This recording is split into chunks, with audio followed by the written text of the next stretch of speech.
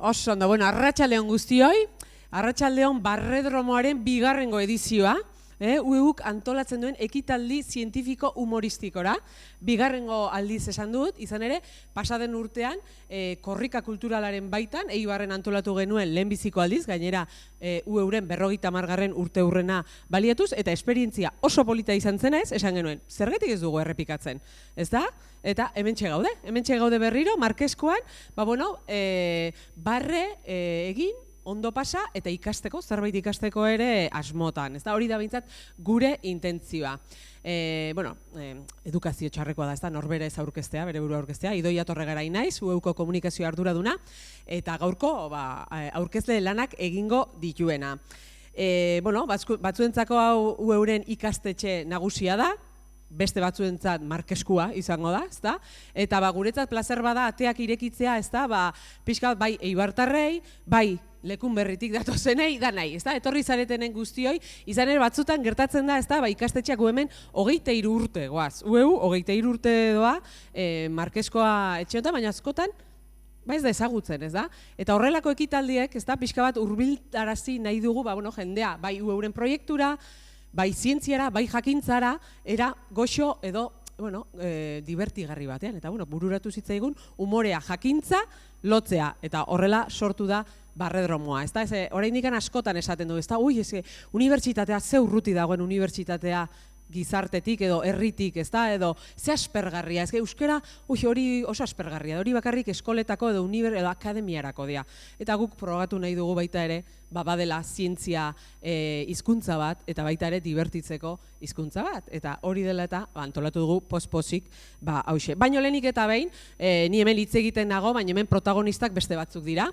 Beste batzuk dira, ausartu direnak, ze izan ere, gonbidapen eginienean, ez da nolanahiko erronka, ez da, aurre egiten diena, deitu diet, batzuri gaztegoa dira, beste batzuk sartxogoak ea, zuri behiratzen dizu, horrela da, ez da, baina erronka honi erantzutea, benetan, zoragarria da, ez da, ez dalako erresa, badakigu erronka handia dela, eta edozeinek ere, ez daukala ausardia hori, ez da, hemen egoteko, beraz, lehenik eta behin txalo bero bat eskatzen diet, gure protagonistentzat, hemen egoteagatik, bai, hori ze.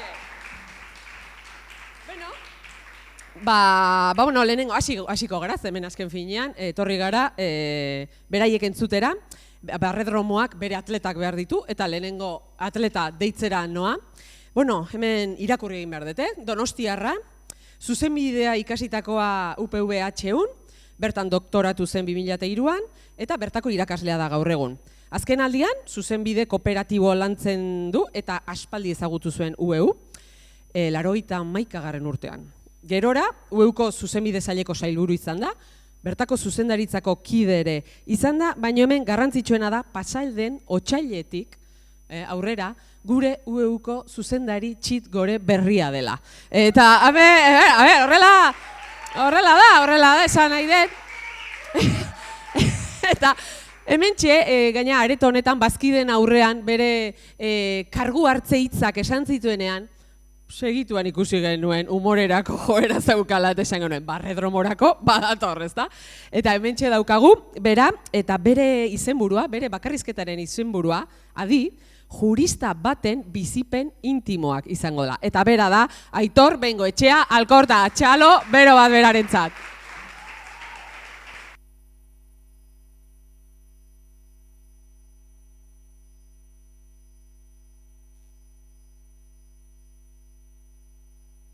Oain hobeto, bai, oain ondo. Eskerrik asko Idoia, eta, gauza dezen bat dizut, oain horrek ez digula entzuten, denbora kontrola idazu bazpadare hola, idazu keinutxoa bazpadare, bai. Lehenik eta behin Idoia zera, eskertzeaz gain, zoriondu, ez dakit ziur noren ideia izan zen, baina etzinan oso urruti biliko, eta zoriondu ideiagatik, ez?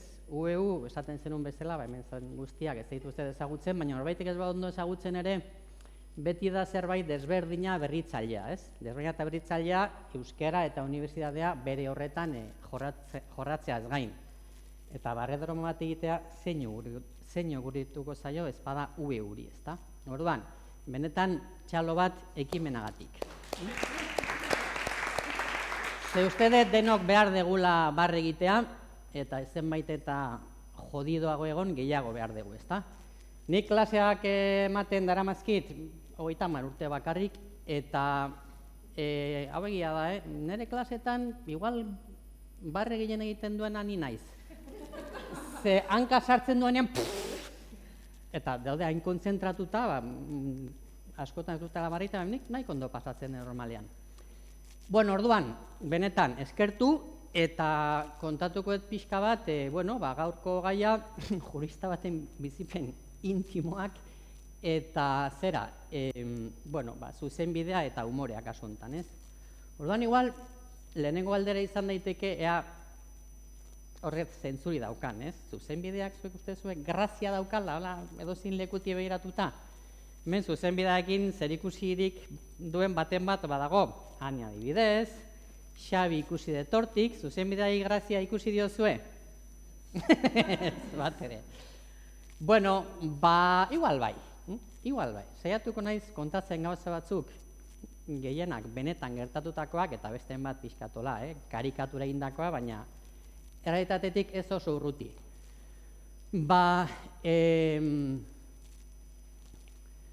Egia esan, espero nuen hemen Unai ikustea, Unai del Burgos oso errexan neukan berarekin kontrastatzea umoreak batzutan ez daukala grazia hundirik, zehatzo arratsaldeko 7 edo bidali nion e-mail bat gaixoari esanez, aizu Unai, aspaldi bueltaka ari garen hitzarmen hori ikastolak eta EH-uren artean, Unaik bere ikerketa garatzeko, pega jarri dizkigute batzorde juridikoan, eta zain, nahi, ez daukala grazia ondiriz, seguro ez ziola grazia indiriko ingo, baina tira.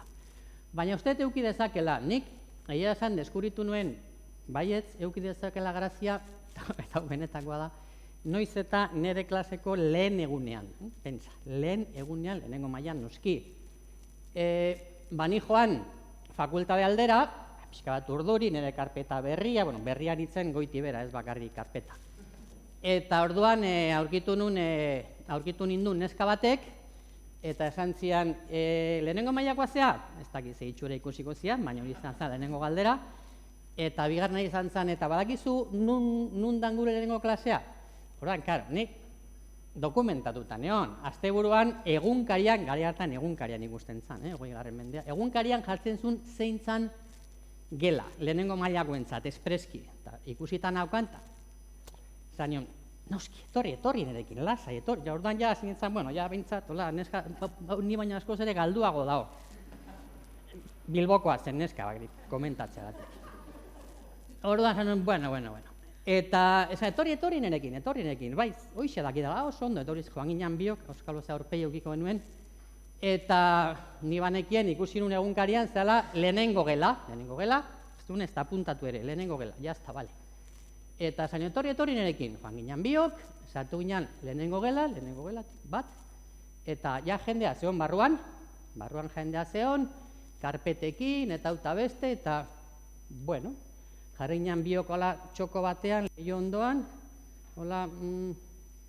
eta pixka jende guztien desberdin bezala, igual, sueltoago, eta horre hon ginen, eta alako batean, ja, giroa, irakasle bandik etorri gabe, giroa gero eta tensoagoa zen. Lehenengo mailakoak izan da hori somatu genuen.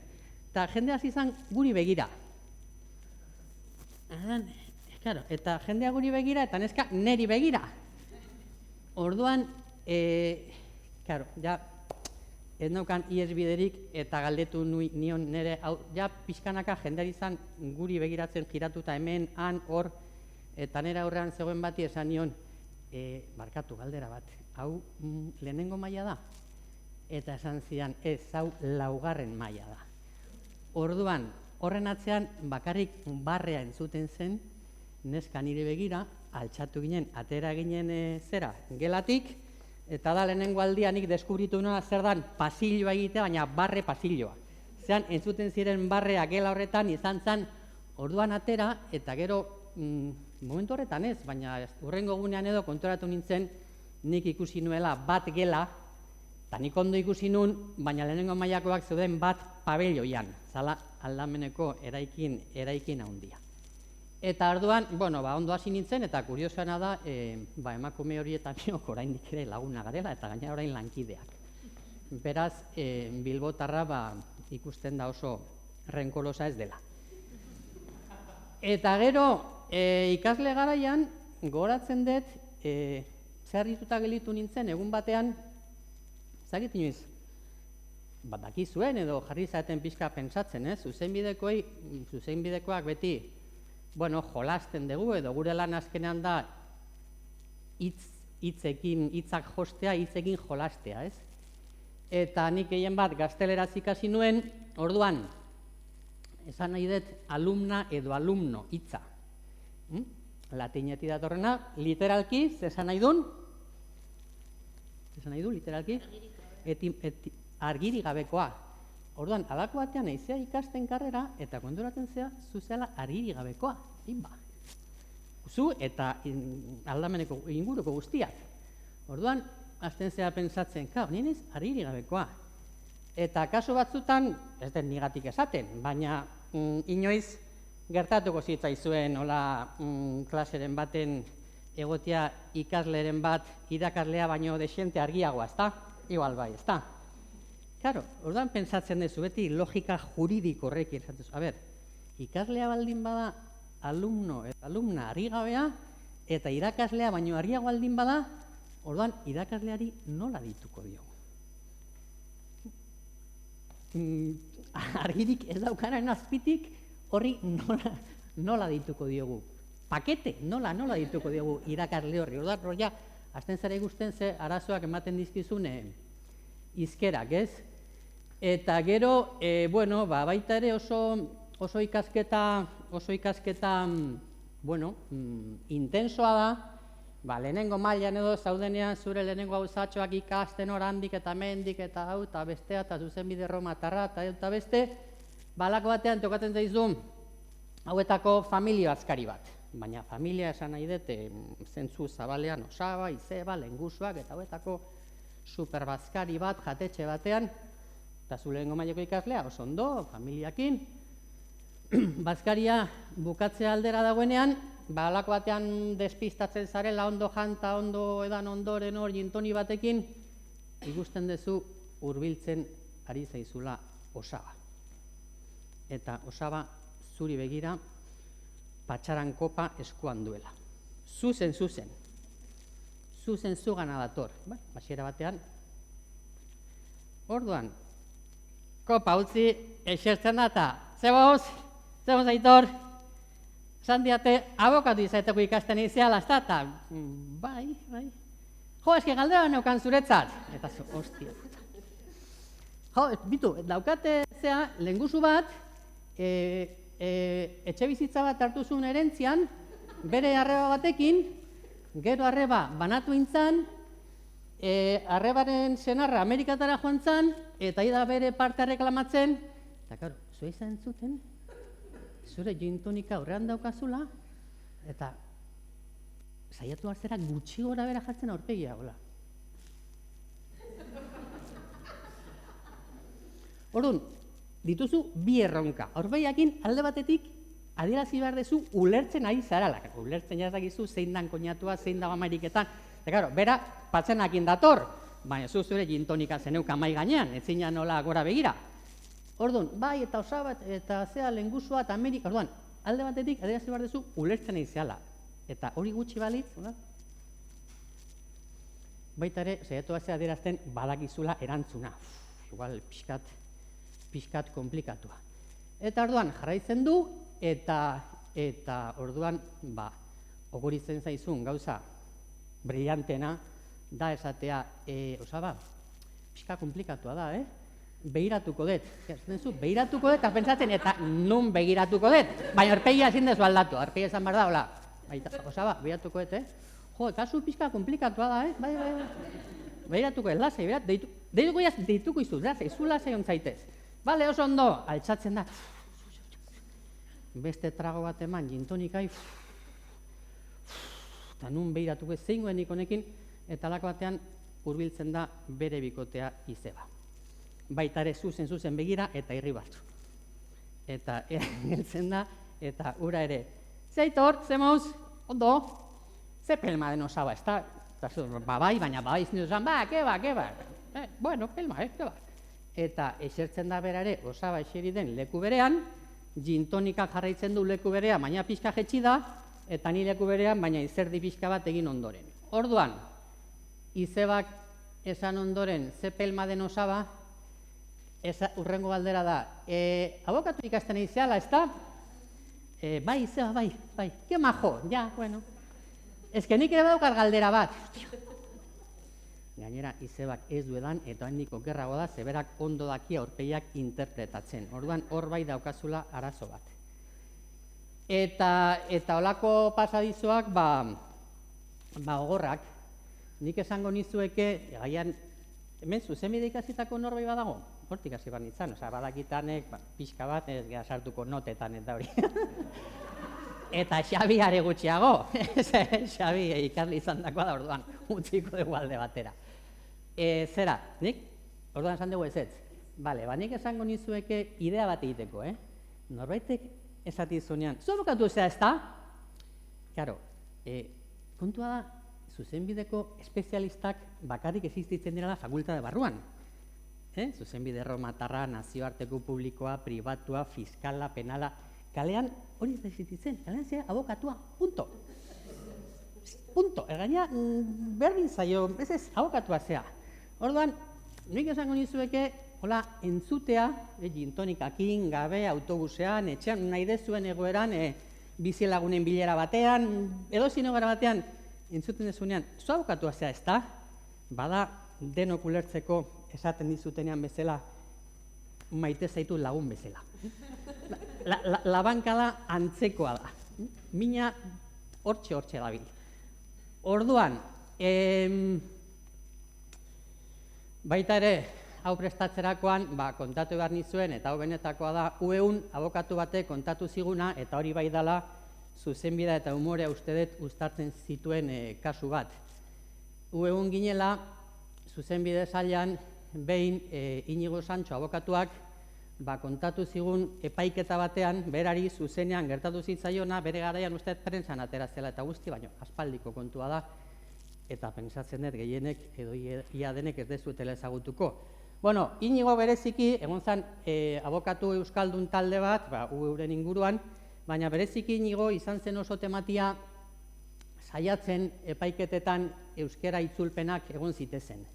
Bera gaina argudiatzen zuen juridikoki nola ez, zuzenbide penalean bereziki existitzen den bertakotasun printzipioa, oso garrantzitsua dela akusatuarentzat ondo ulertzea, zertaz akusatzen, ondo ulertzea dena zuzenean, eta orduan euskaldun batentzat gaztelerazko esplikazioekin galdu daitekela, eta orduan hori oso larria dela, ez dalako galtzen duelako bermea akusatuak, ezta? Bueno, orduan, kasu egin zioten, eta hainbat epaiketetan egoten zen, itzultzailea. Bertan, egoten zen itzultzaile bat, euskeratzen zuena epaiketan bertan. Eta orduan, halako batean, holako gara batean zeuden, Inigo bere bezeroarekin, akusatuarekin euskalduna, eta fiskala ari zen kontatzen zertaz akusatzen zitzaion bezeroari. Eta fiskalak hitz egin ahala, itzultzaileak itzultzen zuen. Orduan, halako batean, fiskalak esan zuen, los ertzainas salieron corriendo detrás de él, eta itzultzaileak esan zuen, ertzainak bere atzetik korritu ziren. Hori da. Eta orduan, Inigo, epaiketan bertan Inigo barrez lertzen, baina lertzen. Eta epailea hola. A usted que le pasa? Eta Inigo, eta orduan, epailea serio, kabreatu egin zen, eta Inigo, perdón un momento, ahora se lo explico. Eta esan zion, lo que ocurre es que el traductor ha utilizado el verbo correr en su forma reflexiva.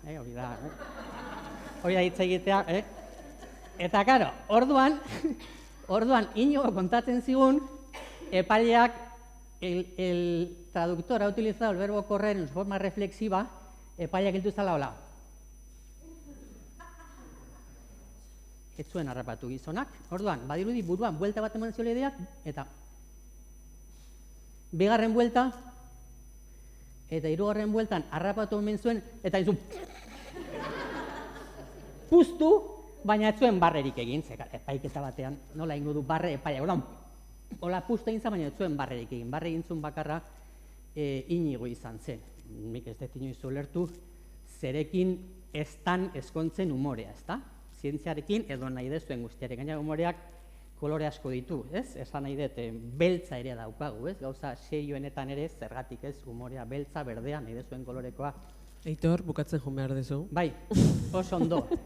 Eta bueno, kontatu nahi nuen baita ere orduan, eta bukatzen noa, gertatu zaidana duela gutxi, duela hilabete pare bat edo sagardotegi batean, ezta? Geunden unibertsitateko lagun batzuk, eta 5 edo 6 eta nintzen jurista bakarra, besteak zian ekonomiakoak eta halako gauza arraroak ikasten dituen jendea. Orduan, halako batean, esan zuen nire lagun batek, ez dakit zaizean kontatzen, eta esan zuen batek, venga Aitor, badaukazuela zera, latinez esamolde bat hori adierazteko. Eta ni, tonto bat bezala, berak amua bota eta kauskai, txuletai bezala. Eta ez daukazuela, zera, badaukazuela zuek esamolde bat latinez hori adierazteko. Eta zuen, bai, badaukagu. Kontatzen izatena, hori irlatzen da zuzenbideko printzipio batean, dala prior in tempore potior in jure. Eta danako sagardoak, eta hori zer data, hori oso erresa. Prior in tempore, lehenengoa denboran, potior in jure indartsuago zuzenbidean, eta danaka, eta gero, etxea joan eta pensatu nun, nik ondo esan diet, eta utzi ditu dana txundituta eta ondo gelditu naiz. Bentsat ikusi dute tituloa ez diatela oparitu. Baina pensatu nun, Aitor, sagardotegi batean zaude. Osea, lagunak, bale, baina antzeun giroa eta jende, norbait egin zuten, igual, hostia bat ematizu hemen, orduan. Sagardotegi batean, prior in tempore potior in jure, oso ondo esplikatu duzu. Baina, hori ezin da esan. Azkena ipurdi izena. Baina, de toda la vida. Nire semeak esango lidake bezala 10 urtegin, esaten da, de toda la vida, 10 urtegin zeiza esaten zu. Olako bizipenak. Eta bukatzeko esan gauza bat, bai, ustetez, honek bai ez daukala graziari, baina nahi nuen bukatu. Gogoeta batekin, saiatu naiz, adibide batzuk ematen, frogatzeko, zuzenbideak umorearekin ezkondu daitekela. Nik usteet, zuzenbidearen erronka ez dela umorearekin ezkontzea. Zuzenbidearen erronka dela justiziarekin ezkontzea. Eta hor, nahiko lan, eskerrik asko.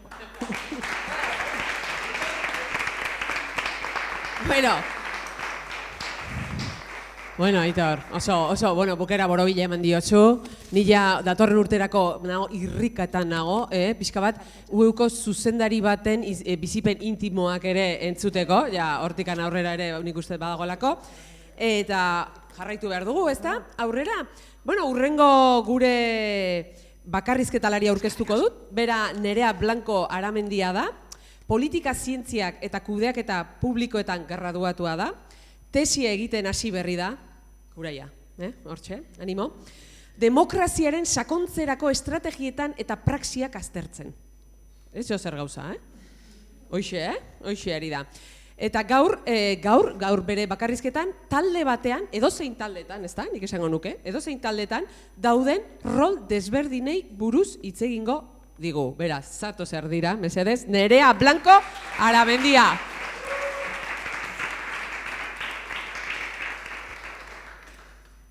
Bale, bai, kaixo, Nerea naiz, eta bai,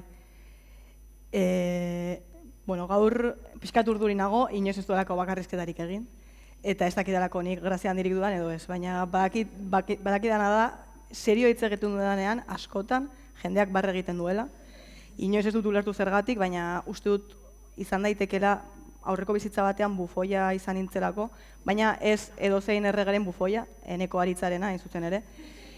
Ni Nafarra naizelako, Lizarrakoa, bai, Euskaldunak existitzen ez diren lurralde horretakoa, bat. Eta pixkat haserrenago Irati pelikularekin ez delako nire pertsonaia agertzen, baina bestela gomendatzen dizuet, oso pelikula ona da. Hala ere gaur hitz egingo dizuet, taldeetan dauden rol desberdinen inguruan, tesia demokraziaren sakontzerako estrategien eta praxien inguruan egiten ari naizelako, hasi berria naiz, eta horretan egia esan ere nahiko bufoia sentitzen naiz. Baina, bueno, hori beste egun baterako utziko dugu, hau ez delako talde terapia, ez? Ez da, ez? Dio, terapia bizkat garestia dagoelako eta, bueno, badazpada jakiteagatik.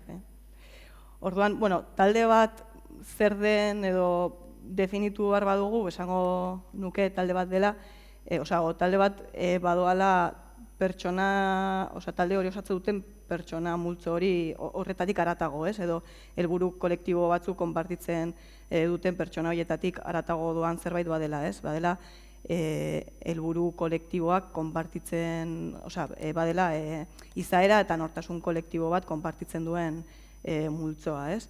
Berez izaera propioa daukana. Eta igual azalpena pixkat hippia izan daiteke, baina nik uste dut talderen batean baldin bazaudete erraz ikusiko duzuela hori. Adibidez, UEU ere ustute antzeman daitekela izaera propioa daukala, ez? Agian ez ditugu ezagutzen UEU osatzen duten pertsona guztiak, baina ezagutzen dugu UEU eta bakigu bere izaera zein den, ez? Orduan, momento pelota hori aparte, talde guztietan noski badaude helburu konpartitu batzuk eta horiek aurrera eramateko badaude arau implizituak edo esplizituak izan daitezkenak, baina daude parte hartzeko arau batzuk. Horretaz gain, nik errastatzaile izateko ikastaroa egin dut, edo egiten ari naiz, amairako lana falta zaidalako, praktika falta zaizkidalako, desastre baten izalako azken batean. Eta bertan esaten da taldea bizirauteko, taldea osatzen duten pertsonengandik babestu behar dela. Imaginatu nolakoa garen, guk sortutako taldeak guregandik babestu behar ditugula, ez? Baina, egia esan dena ez da txarra, badoelako rol batzuk ere, taldeek beti aurrera egiteko eragiten dutenak, ez? Baina, baude rol batzuk zailtxoagoak direnak edo, eta horiek sutan jartzen gaituztenean gogoratu behar dugu esaldi bat, dela ez da pertsona, rola baizik, eta hori buruan izan bakarrizketa osoan, nola da? Rola baizik, hori da. Ez da pertsona, rola baizik. Orduan, zein dira edozein taldetan egon daitezken rolak. Egon daitezke gehiago, baina nik azalduko ditut batzuk. 3 multzotan banatu daitezke, lehenengoa da, sosoak. Oso aspergarriak diren pertsonak. Beti zereginei begira daudenak, 80 urte dituzu, jazta. Gero, bigarren multzoa, joergistak. Hoiek, taldearen kohesioaren aitzakiapean, joerga botatzeko beti prest daude. Beraiek nahi dutena da joerga bota. Beren lagunak daude naskatuta beraietaz, eta buietu behar dute beste pertsona batzuk joerga botatzeko. Eta bilatzen dute taldeko kideak. Jazta, horiek dira. Eta azkena, parasitoak. Hauek dira taldearen energia surgatzen dutenak. Taldea arriskuan jartzen dutenak. Dira, que rabia, no? Baina, ogoratu, rola baizik, hori da. Orduan, aspergarrien taldean. Beti dago bat antolatzailea dena. Azten dela taldea koordinatzen, azten da batean bilerak dinamizatzen, zuk esan duzula nork eman dizu horretarako almena, boterea, ni idea, no? Taldeak eman dio implizituki botere hori eta horregatik oso garrantzitsua da taldeek egitura formal bat izatea rol horien banaketa demokratikoa eta gardena egiteko. Gero, beste rol bat, hippia. Hau da nire favoritoa. Honek ez du aurrera egin nahi, taldeko ahots guztiak entzun arte. Beti dago dinamikak proposatzen, txandak banatzen, denbora demokratizatzeko dinamikak egiten, bere hippismoan beti atope. Beti. Eta honek, ideia batekin superados dagoenean, zeinu hizkuntzan txalotzen du, ideia berresteko. horrela. Osea, nik hipiak maite ditut asko, osea, maite ditut nago hipietaz orokorrean. Bada, gero, juergisten taldea, ez? Juergisten taldean, hau da nire taldea, zarantzari gabe, badago beti bat plan informalak proposatzen dituena. Baina, ez da juerga egiteagatik. Osea, beti da taldearen onerako. Ez, pues, taldea motibatzeko, hobeto elkar ezagutzeko, osea, talde baten funtzionamendu egokirako ezinbestekoak diren alderdiak indartu nahi dituen pertsona da. Kontua da, pues, osea, plan informal bat amaitu aurretik badagoela hurrengorako plana proposatzen. Orduan, kontuz izan behar da, ze kasu egiten badiezue agian taldea desfasatzen da. Baina ez dela makina bat da, osea, bere neurrian kasu egin behar zaio. Talde honetan edago beste hippie bat. Hau, tematuta dago, berak ikuspegi guztiak ulertzen dituela adieraztearekin. Taldeko izakirik empatikoena da. Eta ronda guztietan ere, behintzat 3 aldiz, zeinu hizkuntzan txalotzen du. Horra ez, makina bat, osea, mundiala. Eta badago beste bat, beti ados dagoena. Baina berdin du zein astakeria proposatzen den, ados egongo dela. Nik lehen parte hartzen nuen talde batean, behin egin genuen proba, rola hori hartu zuen pertsona nora iristeko prestegoen ikusteko, eta proposatu genuen aurreko alkatearen ipurdia morez margotzea, por lo que sea. Eta honek esan zuen baiet, osea, baiet, eta gu Maialen ez. Ez? Eta bera, ez, arroba polizia, broma. Orduan, hau, taldearen kohesioaren alde, edo zer egingo luke. Berdin du, edo zer. Eta, gero, parasitoen taldean dago honen antitesia. Dela guztiz kontra dagoena, beti. Frenoa jartzeko rola hartzen duena. Berdin du zer proposatzen duzun, beti egongo dela kontra. Zuk esatuzula, igual hau zure taldea.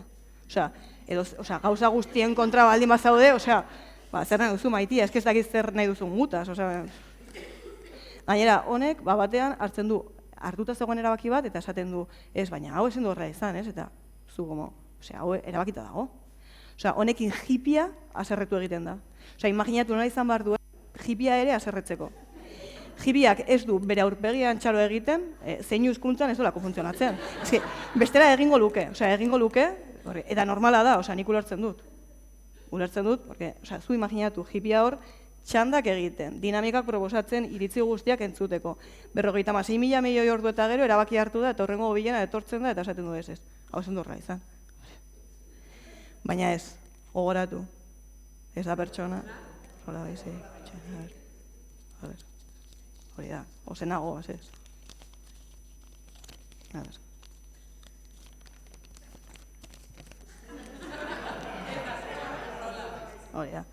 Hori da. Gero badago beste bat, parasitoen taldean, badela menderatzaile rola hartzen duena, ez? Honek boterea hartu nahi du, eta boterea hartzeko taldea manipulatu nahi du, edo behintzat taldekide batzuk. Eta horretarako egiten duena da, igual hitz egiten du hizkera pixkat autoritario batean, aginduak emanez, edo batean pertsona bat ari daizketan normalen emakume bat, ezak zergatik.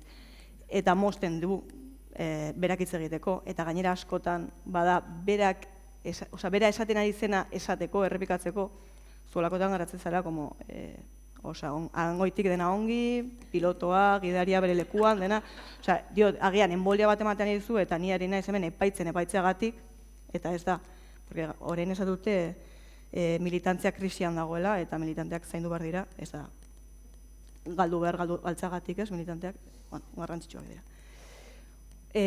Momento hippie bukatu aurretik, ze garrantzitsua da, ez da pertsona. Rola baizi, hori da. Hor da, momento hippie, agian momentu honetan ito nahi duzue, zuen taldeko parasitoa edo parasitoak ito nahi duzue, baina gogoratu hori da.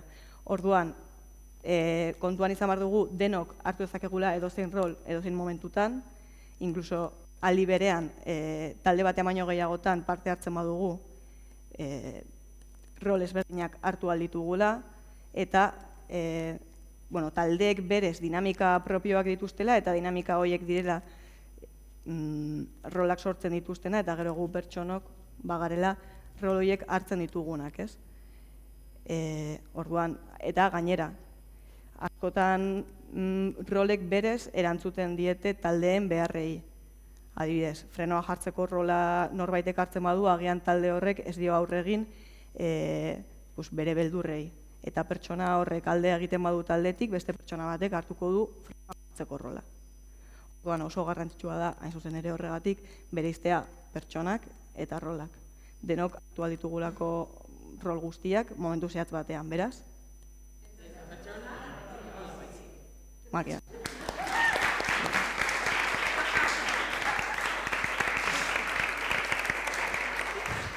Bueno, Nerea, ze ondo. Nik uste danak identifikatuko garela, noiz baita izan dira sosoak, parasitoak, eta ergistak ere, bai, beraz, beira. Eta badakigu gaina, burure etorri zaizkigu danak.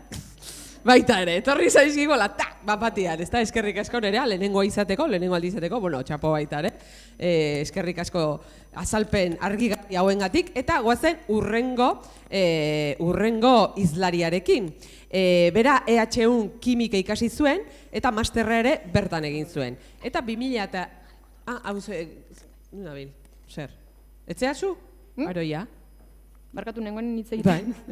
Bale. Tranquil, bai, hori da. 2018az geroztik, Nafarroko Unibertsitatean ari da, ez publikoan, bestean. Hori ere, zera, kontuz, ojo nun, Osasun Tropikaleko Institutuan. Tropikalan, hori da.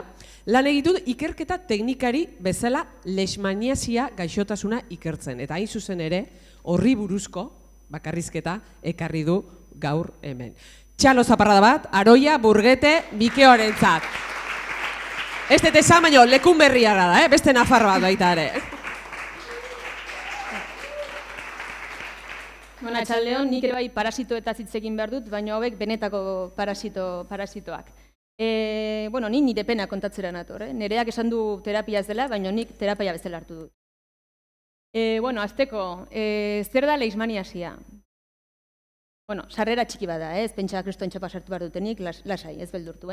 Leishmaniasia da gaixotasun parasitario bat, esan duten bezala, flebotomoek transmititzen dutena, flebotomoak dira eltxoen antzeko intsektu txiki batzuk, eta gaixotasun hau da endemikoa munduko 98 herrialdetan. Horien artea, Espainia, ze suerte. Batez ere gizakiei eta txakurrei eragiten die, eta egungo arazo nagusitako bat dela, da ez daukagula ez giza txerto eraginkorrik eta tratamenduek dituztela hainbat desabantaia. Transmisioa gertatzen da, nik uste irudian nahiko moñoño jarri dutela, parasitoa daude flebotomaren barruan eta flebotomoak ziztatzen gaituenean, gaixotasuna transmititzen digu.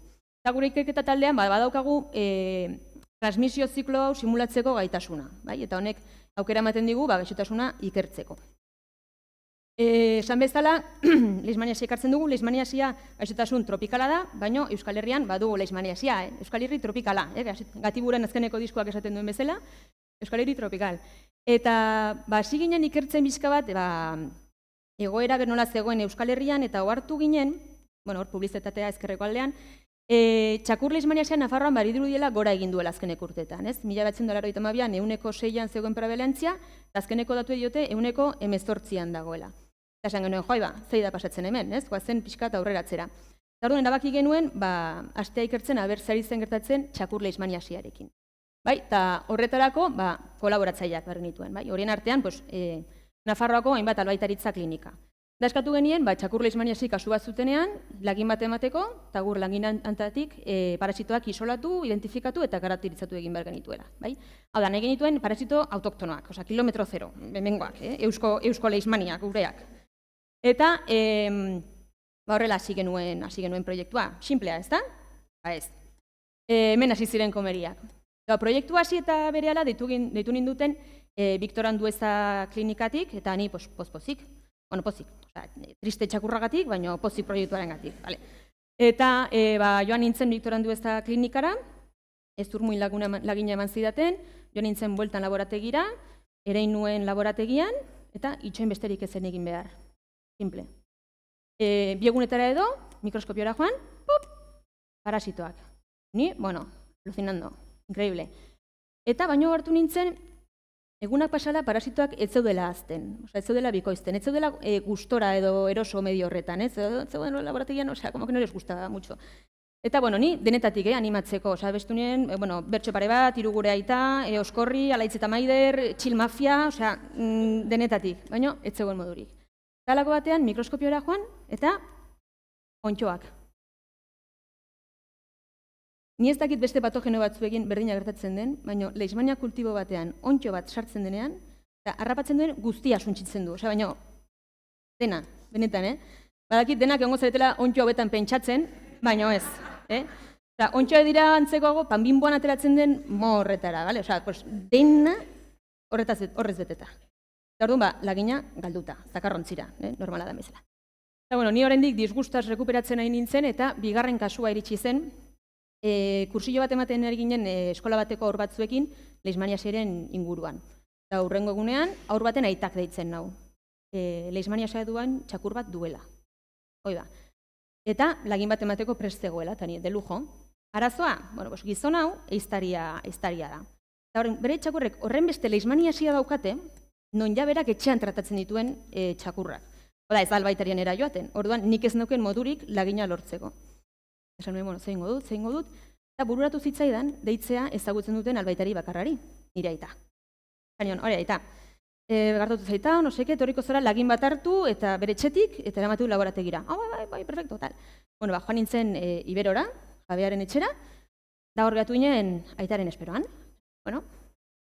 Gu bizketan, ni ez dakit aita nondik de Montre etorri zen, eta jabea zegoen kafeko netxe bat ateatzeko puntuan, da iritsi zen, eta jarri ziren eizazizketan. Que si la perdiz, los estorninos, hortxe. Dani, hola. Bukatu zuten Espainiako hegazti guztia komentatzeaz, eta lagin hartu genuen, gizona oso jatorra, laborategira huelta, ere nuen, oraingoan maitasun guztiarekin, hor, ene herriko parasito maite, hola, sartu nuen, da, astelenean, joan nintzen,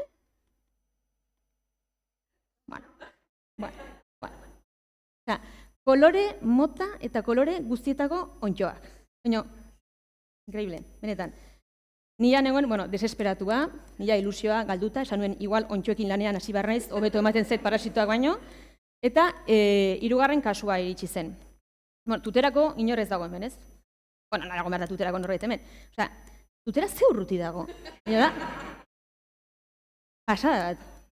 Hartu nuen tuterara joateko behar nuen guztia, hartu nuen pasaportea, merienda, intxaur batzuk, biosolan, amatxo patata tortilla bokaio bat prestatu zidan, pulero batzuk, ibuprofeno, tiritak, eta si refreska la txaketika, ni como buena naberrika, joan nintzen. Sartu nintzen, eta geratu nintzen hor jabea eta txakurraren esperoan.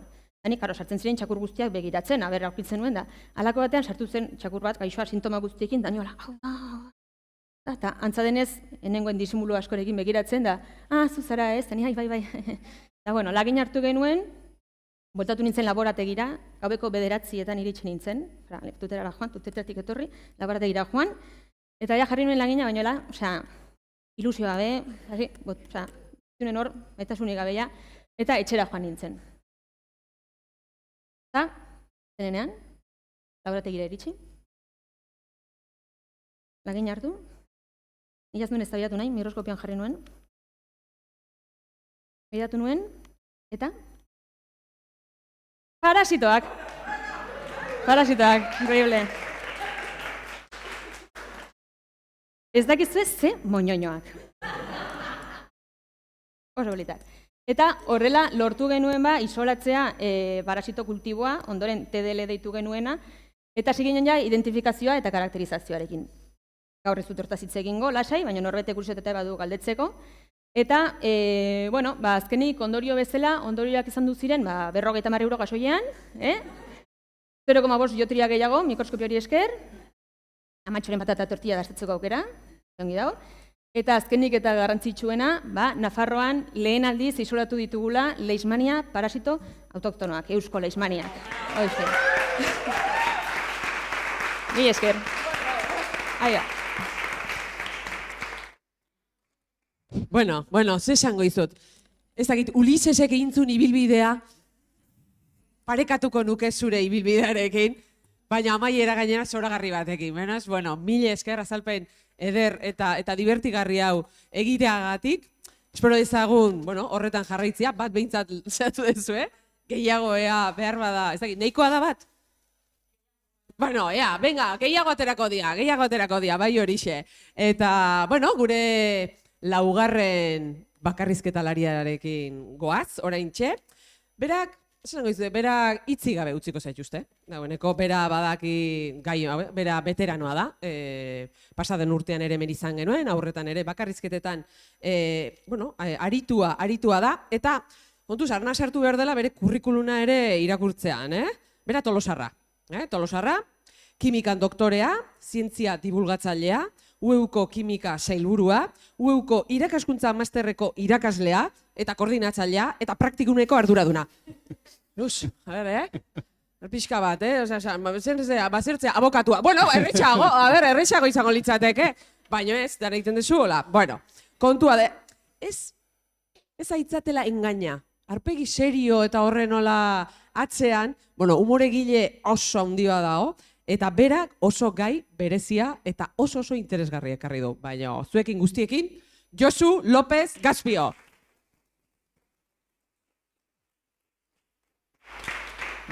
Eskerrik asko, eta atxalde hon. Bueno, ni hasiko naiz, zateriak arazo asko dauzkala. Gerrak, ekonomiako arazok.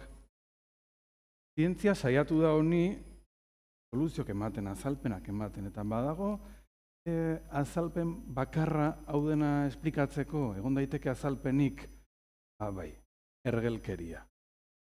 Eta egin da saiakerarik zientzian ikuspuntutik ergelkeria ulertzeko, bai, eta gaur hori da kontatu nahi dizuedana. Hortako, hemen aurkezten dizuet, Carlo Maria Cipolla, ekonomiaren historialari ospetsu bat, unibertsitateko irakaslea, oso serioa, baina beak baita umore hartzen zuen oinarri, eta uste zuen umorea egitea inbesteko gizarteak aurre egitea. Eta bi lan oso interesgarri argitaratu zituen, hasiera baten hau beak tontakari bat bezala. Fotokopiekin banatzezun bere lagunen artean.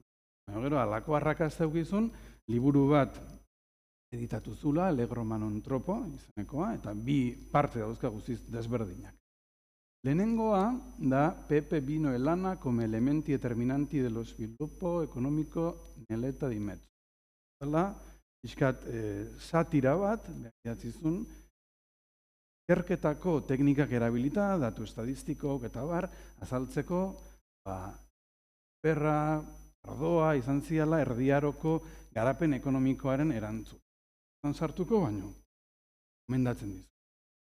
Eta bigarren atala, ez daukana zer ikusi lehenengoarekin, da le leggi fondamentali de la estupidita humana. Beha saiatu zen ergelkeria arrazoitzen, azalpen batzuk ematen, pixkat gizartearentzako onura bezala. Eta horiek dira errepasatu nahi dutenak zuekin, ergelkeriaren legeak. Lehenengo legea, hauxe da. Munduan dagoen ergel kopurua beti gutxietsi egiten dugu, eta hori saihestezina da. Edozein ikerketa egindanen leku baten dagoen ergel kopurua kalkulatzeko, beti kopuru txikigo bat lortzen dugu. Zergatik? 3 korolario proposatu zituen Cipollak. Lehenengoa, ez ergelak, bapaten eta inungo azalpenik gabe, ergel bihurtu daitezke. Beste alde batetik, bigarren korolarioa, ergelak edozein lekutan agertu daitezke espontaneoki.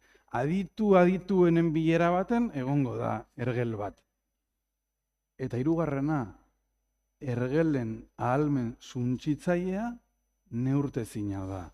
Gizarteko lobi kaltegarriena, baino are okerragoa da ergel talde bat, eta hain zuzen azaltzen duna da, beraien efektua sinergikoa dela.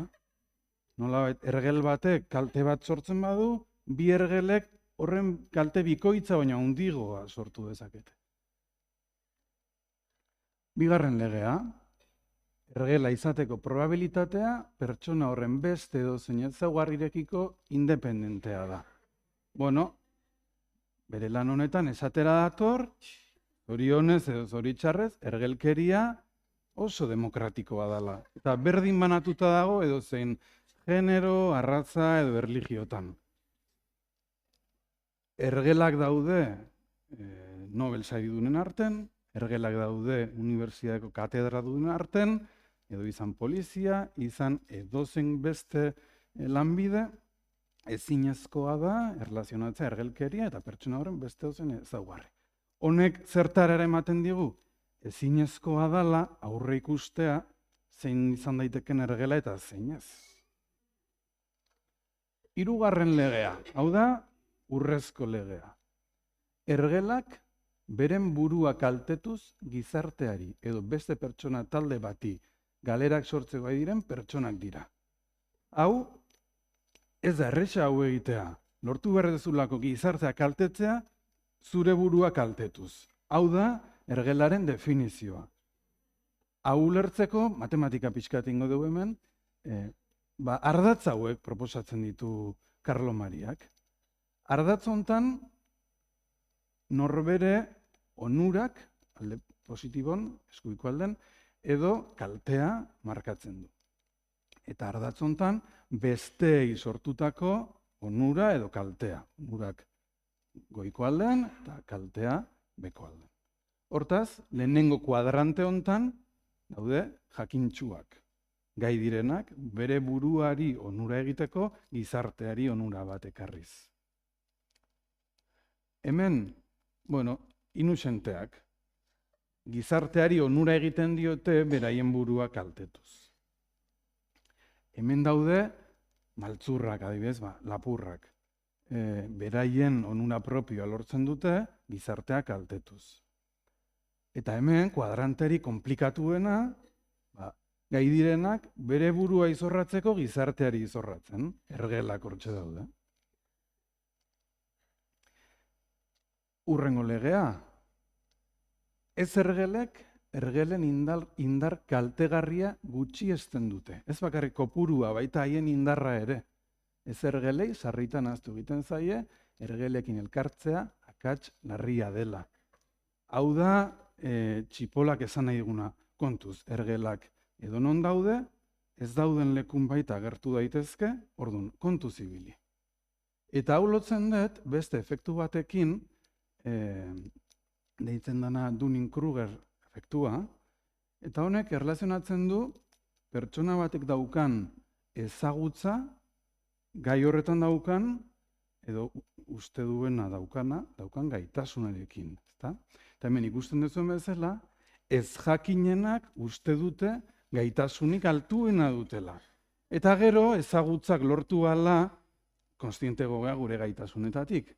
Baina hala ere, aditurik adituenak ere, gaitasun gutxiagoa dauka, guztizko ez jakintasuna duenak baino. Horregatik, hauekin elkartzearen arriskua. Bosgarren legea, ergelak pertsonarik arriskutsuenak dira. Zergatik, haien bizitzako motivazioak ez dauka azalpen logiko bat. Erasoa guztiz irrazionala da. Edozein momentutan eta edozein tokitatik etor daiteke.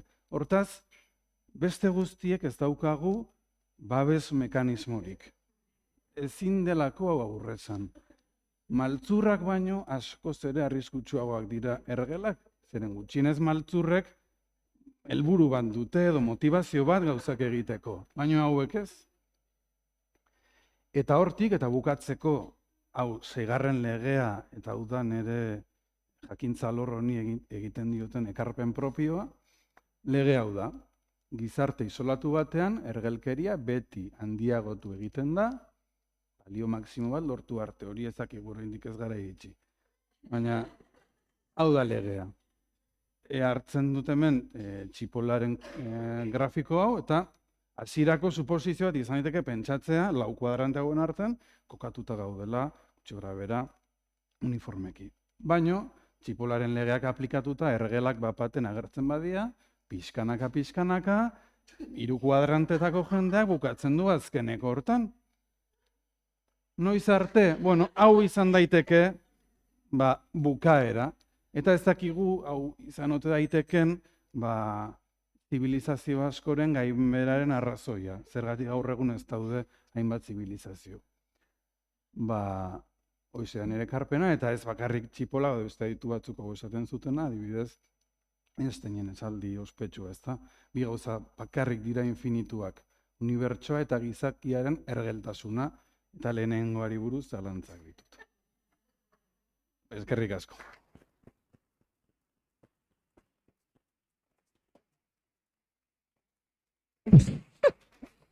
Bueno, zer pentsatua eman digu, ezta? Hemen ergelak daude. Esan nahi dut, areto honetan ergela daude. Gaude, esan nahi dut. Hori ere, horrela da, eta horrela. Eskerrik asko, Josu, beti elako azalpen argigarriak eta emateagatik. Eta gure azkeneko bakarrizketalariarekin goaz. Bera Begoña Altuna da, Euskal Filologian lizentziatua, Bilbotarra. Bazpare, baita ere esaten dizut. Bere ikaskide guztiek pentsatu zuten etorkizuna gaztetxoei euskara irakasten zegoela, uste zuten, baina berak euskara ordenagailuei irakastea erabaki zuen. Eta horregatik hizkuntzaren azterketa eta prozesamendu master egin zuen, eta egun hortaz dabil hitz zentroko isataldean. 2019an, hilabete pasa zuen Gipuzkoako Aldundiaren chatbotari erabilgarritasuna bilatu nahian, eta orain zerbaitetarako balio duten chatbotak garatzen ditu. Hortan dabil. Historia errepik ez dadi, batez ere. Eta horretaz gain, Ikergazte, eta hau esan behar da baita ere, Ikergazte Kongresuko kantari ofiziala da. Hori da, Olatz Pere de Binasprerekin batera, eta hori ere, kurrikulunean sartu egin beharko zenukela, usten dut, ez dut ikusi, zure kurrikulun ofizialean, baina usten dut sartu beharko zenukela. Eta etorri zaitez, hementxe, Begoña Altuna dia, txaloero bat. Urduri nago, nire lehen bakarrizketa da. Eta urduri nago, bakitez naizela bakarra, Baina, klaro, da lehenengo bakarrizketa daukadana, eta ez nire buruari soilik bakarrik. Gainera, hemen ez daukat zuzentzeko aukerarik, ez daukat momentu batean ja aurrerago bururatzen bazait txiste bat atzera egiteko aukerarik, eta gainera, hemen publikoa exigenteagoa da. Eske hori, publikoa, zuek. Hau egitea eskaini zidatenean, ez nuen asko pentsatu, ni igual ere ergala naiz. Eta baietz esan nuen. Eta orduan, hori, imaginatu nuen nire burua, bokoak, txaloak, irriak, de puta madre, izar bat bezala. Eta orduan, Olatz Perez de Binasprek berak, esan zidan, aizu baina, badakizu horra Ibarko jende normala ere joaten dela. Como que jende normala, bai, jende normala. Ez ueuko jende xelebra, ez jende normala. Akabo. Horrelako publikoarekin, galduta nago. Eta gainera azkenerako utzi naute. Izan da, kriston arratzaldea. Saioa dago bere gorenean, ez dakit denek egin dute perfecto, denok azala oilo popatuta. Eta orduan nik eraman behar zaituztet katarsi kolektibo batera. Nire lehen bakarrizketa. Imaginatu, nola pasatu dudan, aste osoa, eta hilabete osoa jakin nuenetik, Claro, nik ez dut inoiz bakarrizketarik egin, eta orduan, naiz bakarrizketak entzuten, bakarrizketak egiten ikasteko bideoak ikusten, bakarrizketak nola egin gidalerroak irakurtzen, eta interneten autopatu nuen. Nola egin txapelak entzeko bakarrizketa bat. Hemen aholkuak. Bat, jaiotzetikako talentua eukitzea. Bi, lanari serio ekitea, eta lanari gogorre ustea. De puta madre. Osea, 34 urte ditut. Eta lehenengoko aldia da norbaitek pentsatu duela nik talentua izan dezakedala honetarako. Osea, igual jaiotzetikakoa bazen, baina nabarmena ez. Eta lan gogorrari dagokien, benetan, juntatu gaituzu hemen, lan ez goraino gauden ikertzaile batzuk, eta benetan, egin bakarrizketa bat oso ondo bai, lanetik heldu, labadora jarri, indabak egosi, eta bitartean hartu ditugu umore apur guzti horiek geratzen zitzaizkigunak eta bakarrizketa bat prestatzerako gastatu ditugu. En fin, pues horrela ibili naiz. Honenengandik ikasi dut eta saiatu naiz hori nire erara ekartzen eta errepikatu eta errepikatu. Eta pues dutxan nengoela bakarrizketa errepikatu. Bizikletan nindoala bakarrizketa errepikatu dut. Eta kontatu diet lagunei, familiari, lankidei, zergatik aplanak kale egin zuelako. Idatziko didazu 2000 egiteko bakarrizketa bat euskeraz. Barkatu, ez dakite euskeraz. Horia, kontua. Adimen artifizialak dirudienez ez du balio euskerazko humorezko bakarrizketak egiteko. Eta begira saiatu garela. Isa taldean 35 urte goaz ordenagailuei euskera irakasten. Eta ke pasara sola, ezagutuko duzu, egon da 35 urtez ere ordenagailuei bere txiste txar guztiak irakasten. Eta hala eta guztiz ere ez gara kapasak izan. Ulertu, humorerako, baina, aitortu behar da aurrerapenak egin ditugula eta ordenagailuak nahiko onak direla gaur egun esaten dieguna ulertzen eta gero, más o menos erantzuten, ez? Eta, egingo dugu aproba bat. Galdetu nion, zeri buruz ari naizen asmatuko duzu? Eta pertsona bat publikoaren aurrean jartzen da gai bati buruzko umorea egiten. Eta erantzuten dit lehen euskeraz ezekien horrek. Antzeko deskribapen bat ematen ari zara, komedia stand-up emanaldi bat deskribatzen ari zara. Gabroi Santarra. Ez dakizu euskeraz, baina orain badakizu eta gainera txerrena da, bakarrizketa bat zerten ere.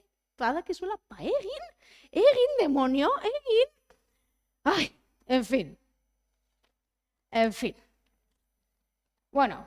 Pentsatzen dut hago bete hortz geratu zaretela. Jarri gaitezen perspektiban.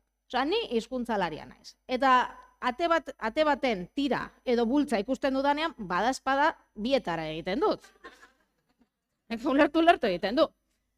Hala ere, euskeraz ez du jakingo bakarrizketarik egiten, baina saiatuko gara ingelesez, berriro, gatozen, jarri dezagun dena perspektiban.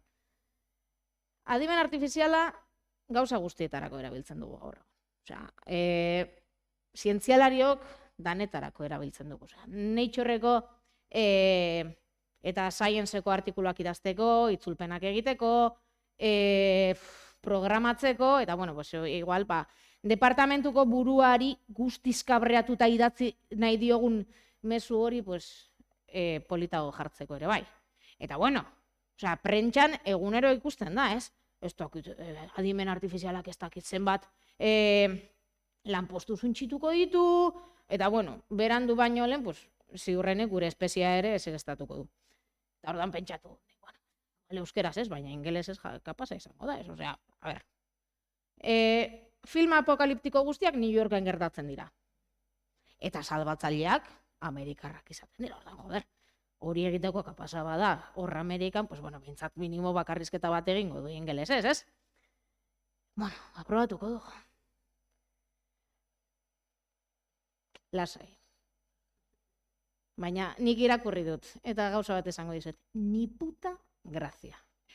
Benetan, adimen artifizialak gizateria akatuko badu, ez da izango barrez lertuko delako. Begiratu lehenengo paragrafoari. Hizkuntza bat, armada eta itsas armada daukan dialektoa da. Topiko bat. Orduan, euskera zer? Euskera zer da? Dialekto bat? Zerena baina. En fin, hau eguneratu beharko dugu, ez? Euskerak badu, euskaldun armada indartxo eta kemen potente, eta kementxu bat. Pentsatzen du horrek ere balioko duela, edozein armadaren kontra. Eta orain, begiratu laugarren paragrafoa. Idazkari automatiko hauek ezingo ditugula trago bat hartzera gonbidatu. ChatGPT, maitea. Zu ezinateke afari erromantiko batera, ez da rumba aspiragailu batekin joango, eta begira horrek dena tragatzen duela. Ikusten duzuenez, ChatGPT, militarista, imperialista, matxista, eta beste hainbat ista ere bada, baita fobo zerrenda ere, luzea ere, baina ez da bere errua, gurea da. ChatGPTek interneten ingelesez idatzi den guztia ikusi du, edo ia. Eta dena irakurri du. Eta benetan adimentsua balitz, pues geldituko zen, porque hori irakurtzea ere. Hitlerrek arrazoia zuen, gorroto ditut feministak, lurra zapala da, chemtrailak, hau da interneten dagoena. Porque, claro, hemen denok izango zoretu, nik beti, mezu positibo, konstruktibo eta gramatikalki zuzenak idazten ditut, ezta? Aiba, aurpegi rifartxua. Eskerrago, haupa, ekipo. Toma ja, aurrera pena zientzian. Eta begira zeinen elegantiak diren ueukoak. Ikertzaile gazteak eta ez hain gazteak.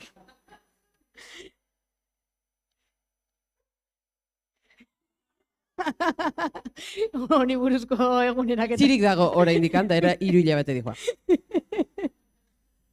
Agian, bai. Agian ChatGPTek euskaraz jakingo balu zuzenagoa eta etikoago izango zen.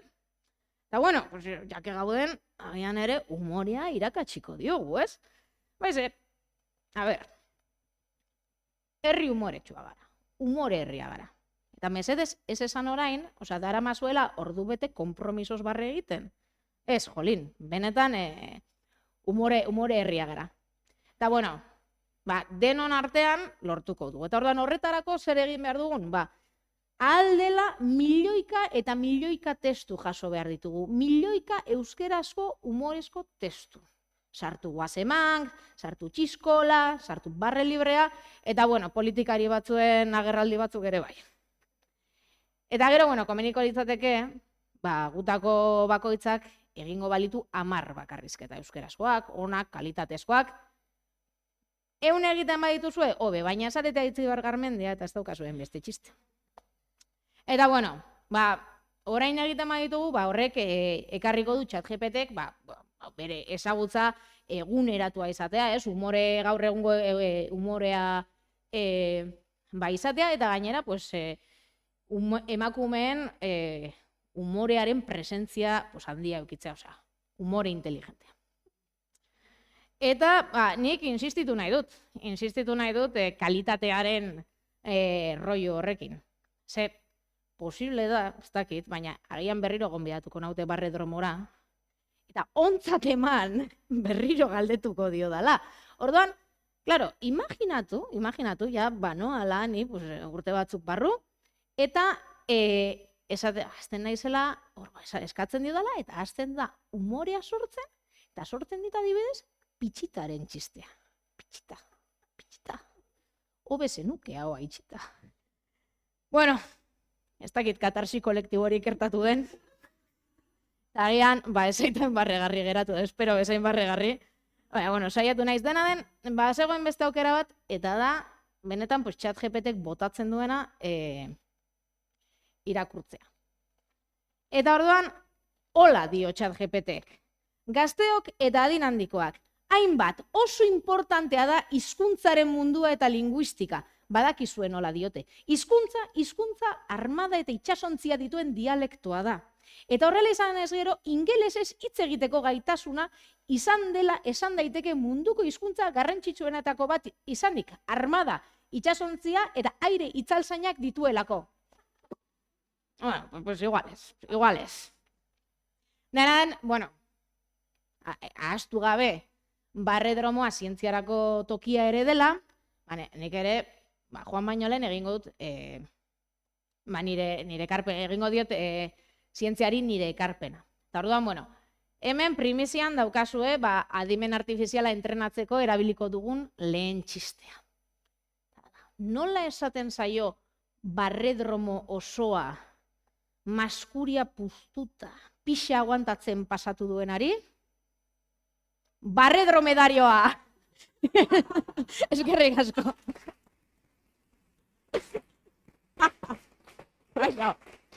Bueno. Zer esango izut, Begoña? Adimen artifizialak lortuko du nire orkidea ureztatzea edo asmatzea horrekin, Bizi dago, berriro esango dut, naiz orkidea hiltzaile bat, banaiz. Baina, oraingoz, irauten nahi dit. Bueno, hauxe izan da Barrodromoko gure eskaintza ederra, bukatu da aurtengoa, baino bai, esan nahi dietala, protagonistein hemen nire ingurua etortzea, eta zuen txalo, bero bat, jasotzea.